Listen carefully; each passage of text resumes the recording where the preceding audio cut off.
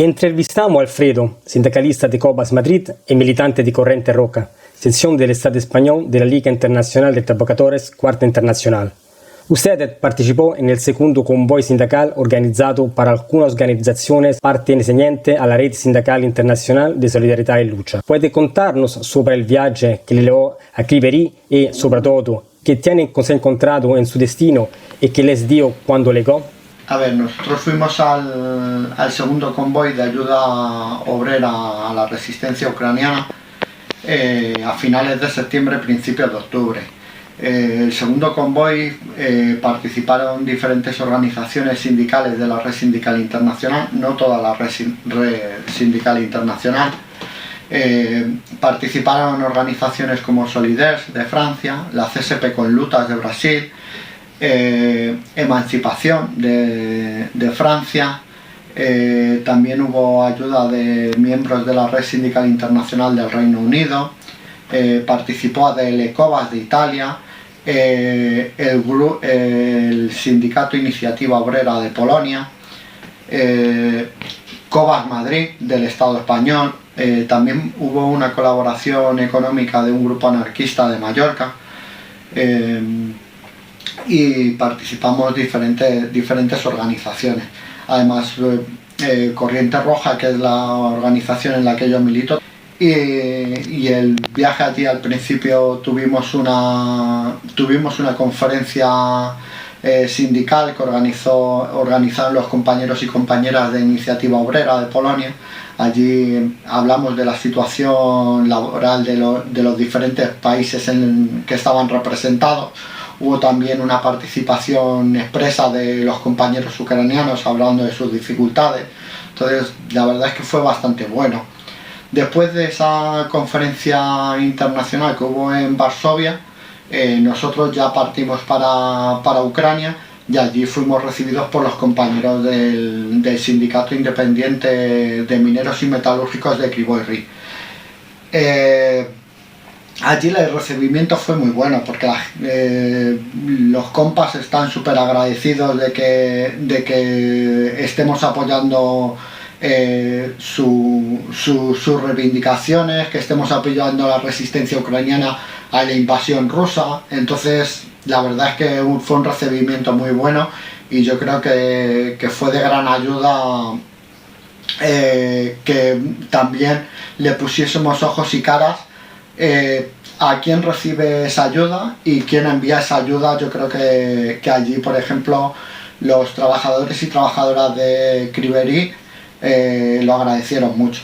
¿Puede decirnos cómo se está organizando los sindicatos independientes en resistencia contra la invasión de Putin y contra los ataques de las leyes laborales del gobierno de Zelensky?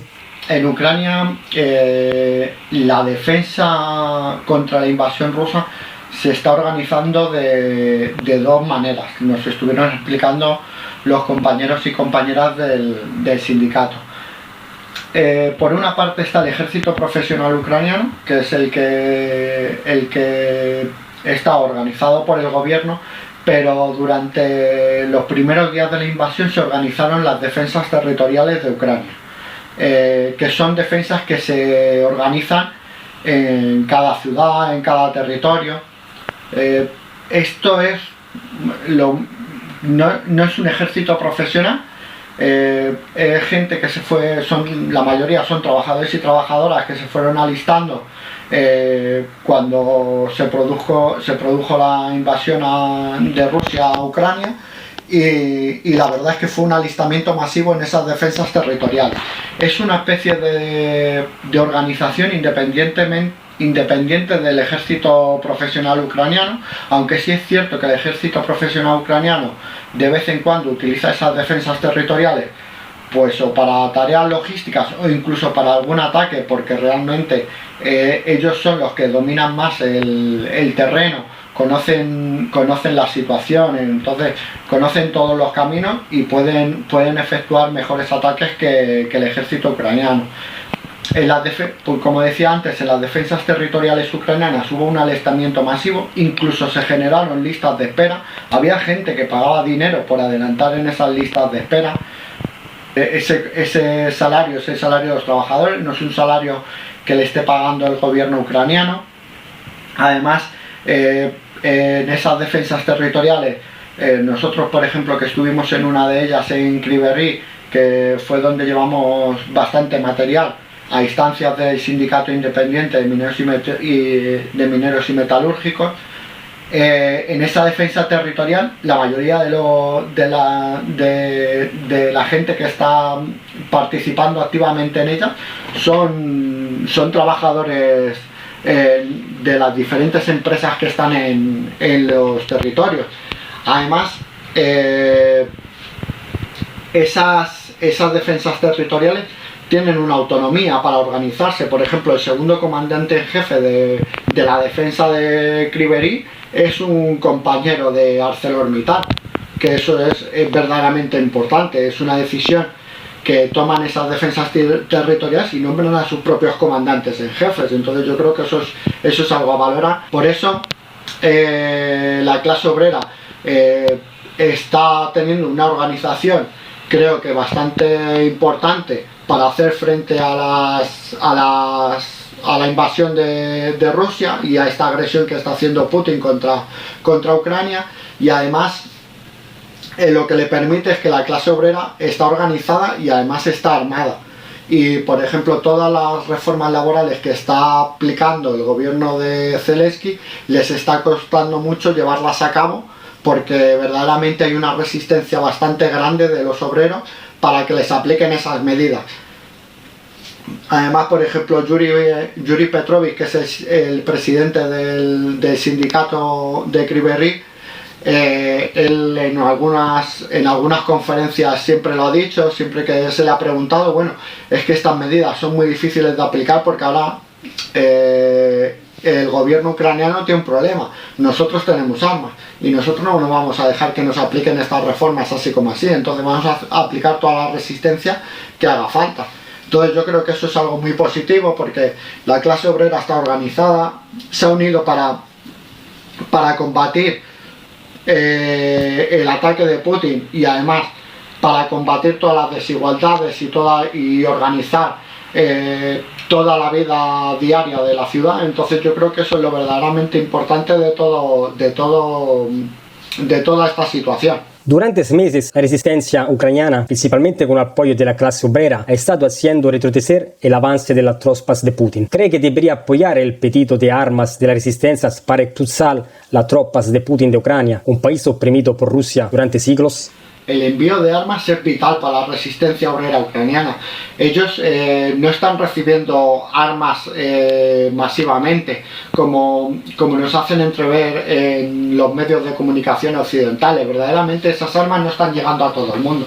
Por ejemplo, en la defensa territorial de Kryvyi, que fue donde nosotros tuvimos el mayor contacto con esa resistencia organizada, nosotros preguntamos sobre esta situación, en especial sobre el armamento español, que si conocían el tipo de armamento español que habían mandado, el armamento que si lo habían manejado, que qué dificultades tenía. Y por ejemplo ellos desconocen todo ese armamento que se les está mandando desde fuera. A ellos no les está llegando armamento, ellos van aprovechando todo el armamento, pues un poco residual, un poco el que les deja el ejército ucraniano y un poco el que van conquistando a través de las diferentes batallas que tienen, que van robando. Por ejemplo, la defensa territorial de Kryvyi, nosotros no vimos armamento en el centro donde estaban alojados. Realmente en el centro donde estábamos alojados había un vehículo blindado y nada más, y además la mayoría de la gente estaba prácticamente sin uniformar o uniformada a medias, porque las defensas territoriales se tienen que pagar su uniforme, no se lo facilita el gobierno ucraniano. Entonces yo creo que si verdaderamente la OTAN y la Unión Europea tienen intención de acabar con la invasión rusa en Ucrania, deberían hacer un envío de armamento masivo, pero que llegue a todos los puntos del territorio ucraniano, porque Además, Ucrania, la resistencia obrera ucraniana ha demostrado que sobre el terreno es muchísimo más fuerte que todo el ejército ruso. Hemos visto estos últimos días las grandes conquistas que está habiendo y que verdaderamente un ejército como el ruso, que es el segundo mejor ejército del mundo, es incapaz de doblegar la resistencia terrestre en Ucrania. Solo es capaz de amedrentar a la población a través de bombardeos masivos, de misiles, drones, y sobre el terreno no es capaz de reafirmar sus posiciones. De ahí esas grandes conquistas que está haciendo la resistencia ucraniana durante estos días, doblegando un poquito al ejército ruso. Como militante sindical y revolucionario, ¿qué les diría a los muchos trabajadores y trabajadoras para convencerlos de apoyar la resistencia obrera y popular ucraniana? A ver, lo más importante para apoyar a la resistencia obrera ucraniana es realmente que quien ha irrumpido en hacer frente a la invasión de Putin ha sido la clase obrera. Verdaderamente ellos son los que se han puesto al frente de intentar frenar esa invasión, y yo creo que sería lo más solidario, lo más lógico apoyar a tu propia clase en un intento de agresión como está sufriendo la clase obrera ucraniana. Además, por ejemplo, no creo que el poner como excusa que está la OTAN detrás o la Unión Europea, que son bastante peor, porque verdaderamente entonces, ¿quién apoya a la clase obrera ucraniana? Entonces, si verdaderamente los abandonamos porque la OTAN es el enemigo, la Unión Europea es el enemigo, la clase obrera ucraniana queda desamparada ante esa invasión y quedan a los pies de los caballos del ejército ruso. Entonces nosotros tenemos que doblegar todos los esfuerzos para intentar apoyar esa resistencia obrera, y luego ellos tendrán que decidir verdaderamente cuál quieren que siga siendo su futuro. Si verdaderamente quieren seguir que su futuro sea la Unión Europea, la OTAN, o verdaderamente quieren ser un país independiente, cuál quieren que sea su modelo económico. Entonces todo eso lo tiene que decidir la clase obrera ucraniana. Nosotros lo único que tenemos que hacer, y que yo creo que tenemos además la obligación de hacer, es mostrar toda la solidaridad a nuestra clase, porque además es la que está ahora mismo en el centro de la batalla por la recuperación de los territorios, y yo creo que es lo más importante ahora mismo, el mostrar esa solidaridad, ese apoyo económico, material, o sea, con todo lo que podamos aportar la clase obrera del resto del mundo para verdaderamente que puedan doblegar esta invasión que tenga. Y luego las tareas que vengan después de haber repelido ese ataque ruso, pues las tendrán que seguir retomando ellos y decidir ellos por su propio futuro.